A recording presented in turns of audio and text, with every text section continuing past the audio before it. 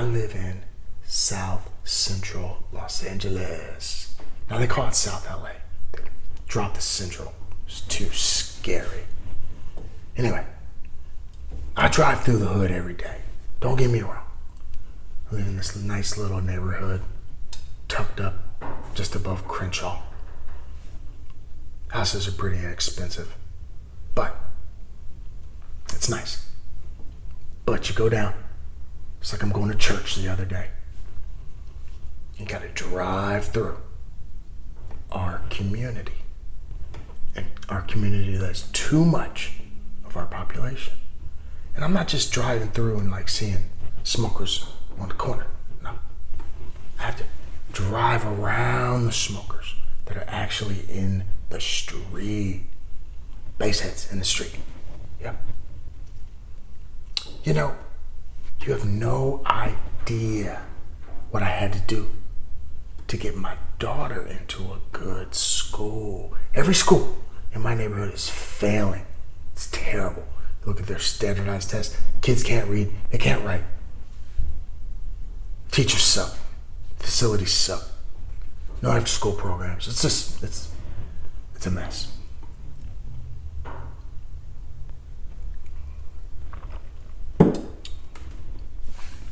I had to move the earth, moon, and stars to get my daughter in a good school. Way away.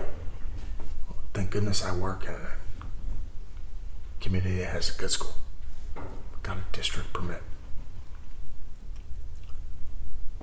I know what's going on. That's what I'm trying to say. On the way back from brunch the other day, you know, my entire block was surrounded. 10 LAPD cop cars surrounded the block. Helicopter flying around. It's like 1:30 in the afternoon. I had to go around the other way. I've walked the streets of downtown Los Angeles with my wife, my daughter, my cousins, during Purim, other times of the year. Have fed the homeless.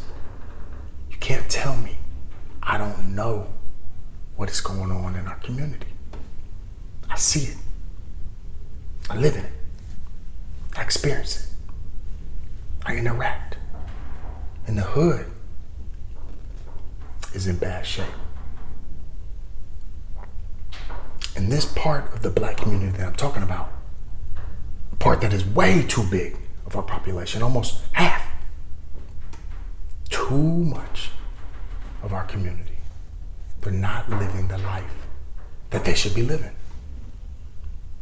It's going to take a concerted effort. It's going to take a real effort to fix it. In our final episode of Counterculture, we're going to give you the answers, the real answers, to fix the problems in our community. And it's not going to be easy to hear. It's not going to be something that you want to repeat or you want other people to hear, right? It's going to be a little embarrassing. It's going to be a lot of denial. But the truth is the truth. And it's time to get it out there. Let's get it.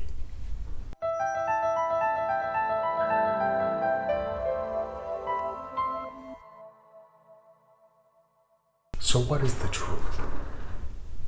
Let me start with Psalms 83. It explains. You can read it. I'm not going to sit here and read a whole bunch of Bible verses to you, okay? You can read it. Psalms 83 explains a confederacy, a conspiracy, a group of nations that are against the true people of the Bible, Israel, us, okay? Who are these people? They're the Europeans. They're the Jewish people that are in the land of Israel.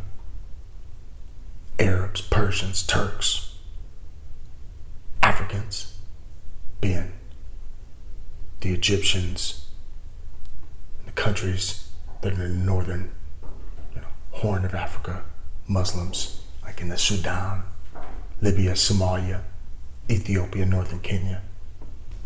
They're conspiring to keep your identity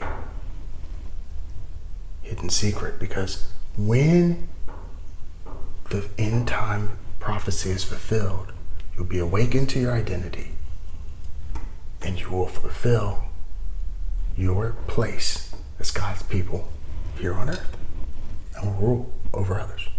So that's why they're conspiring against you. Let me let you in on a little secret. It's not about white supremacy. It's about the subjugation of God's people. Yep. Races, they've been created, destroyed, replaced all throughout history. And this happens till today. Now, let me ask you, what is a Mexican? Right. You know, there's all this talk about immigration, illegal immigration. Let's look at history. Who are the Mexicans? Well, you'll soon find out that they're indigenous people of America that are thoroughly mixed with Spanish conquistadors, with the Spanish Empire. Spain sent people over and they made that culture into their own. That's why they speak Spanish. And the battle that's really going on at the border is between the Spanish and the British empires. The British, obviously, who have now morphed into America. So, entire races, ethnicities, countries have been just created out of thin air. You know, think about it. Like I just explained. The Mexicans, they were Aztecs, Mayans, Incans, indigenous people mixed with the Spanish. Brazilians,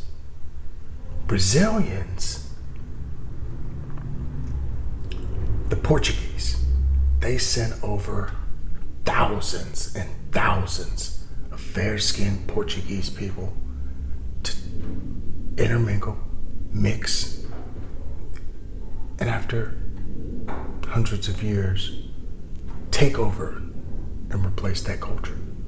Argentinians, same thing. They're just Italians. Let's be clear. Argentinians are Italians. Australians, this one's obvious. Way out there in the middle of the Pacific, speaking like they're from Britain, right? Americans, remnants of the British Empire. So all types of people are just created out of thin air nations.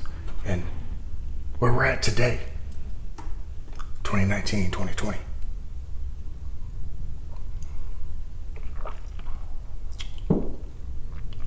This is the world order. This is what has been set up. This is what has been agreed to. And this is what generally we accept as the status quo for today. I'm cool with that. But guess what? Just like other nations and other people have been created, the Jewish people of today have also been created. And they replaced the people of the Bible, Israel. That's you and me. In today's present day Jewish people, and many scholars and historians will attest to this, the remnants of the Khazar Empire. This was a group from the 6th century that found themselves between the Byzantine Empire, right, the Christians, and the Caliphate, the Muslims. And they were a huge source of trade going into East Asia and between these two warring factions as well. And when faced with extinction from the Christians and the Muslims, they did something that surprised everybody. They converted to Judaism, right? And when you see the term Ashkenazi Jew, these are the descendants of these people and the people that you recognize as Jewish people today. It's cool. It's cool. So, what that does mean, however, is they're not the true Israelites in the Bible. Not the ones from the Khazarian Empire. If you still feel differently about the origins of Israel, I'm not going to feel that that is racist or hateful. And you should feel the same about me.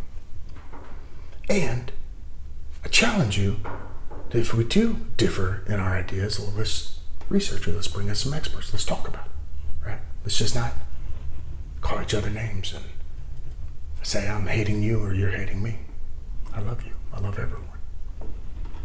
I love God. I love goodness. So I hope you interpret my message out of love. This is my opinion. It's how I see the world. And it's how I see we can improve the world by improving the African American community.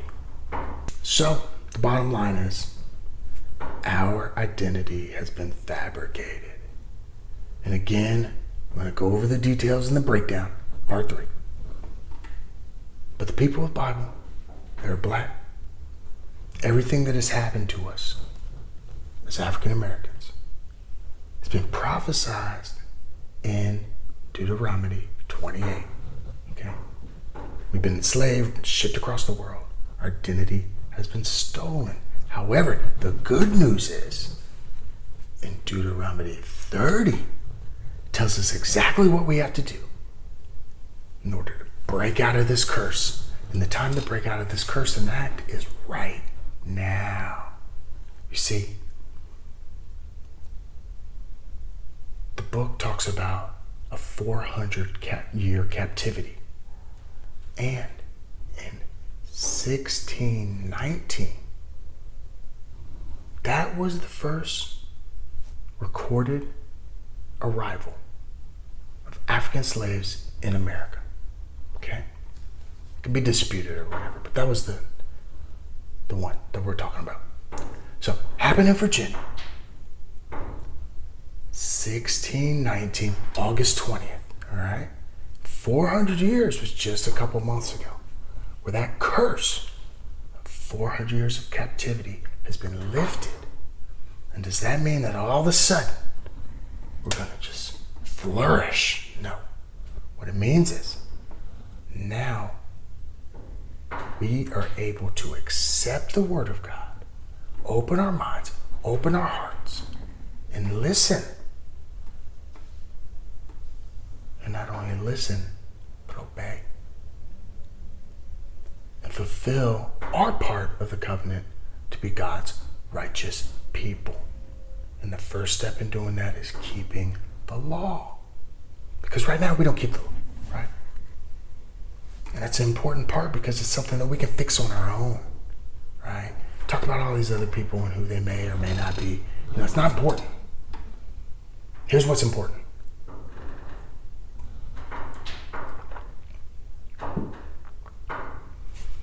That we take it upon ourselves to keep the law and the covenant that our ancestors set with God. And equally important is for us to focus our resources and our thought in the right direction. We're going to talk about that in just a minute. All right? But first, what is this law that we need to keep? You know, right now,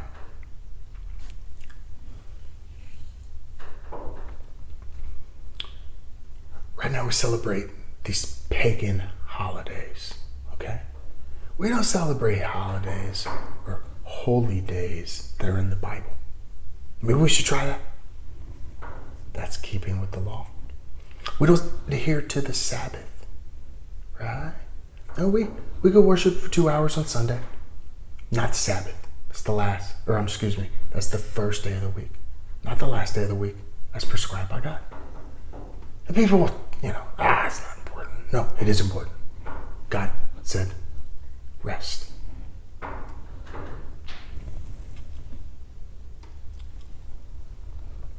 And as long as we don't keep the laws of Moses, explained all through the first 10 books of the Bible, all right, then we'll continue to suffer as a people.